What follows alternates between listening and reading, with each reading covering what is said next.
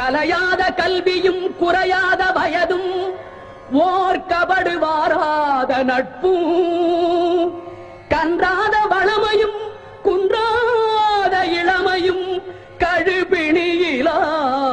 உடலும் சலியாத மனமும் அன்பு அகலாத மனைவியும் தவறாத சந்தானமும் தாழாத கீர்த்தியும் மாறாத வார்த்தையும் தடைகள் வாராத கொடையும்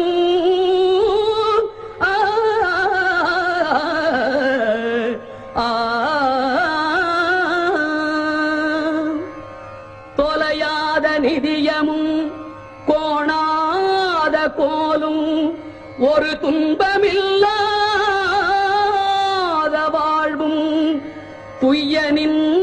பாதத்தில் அன்பும்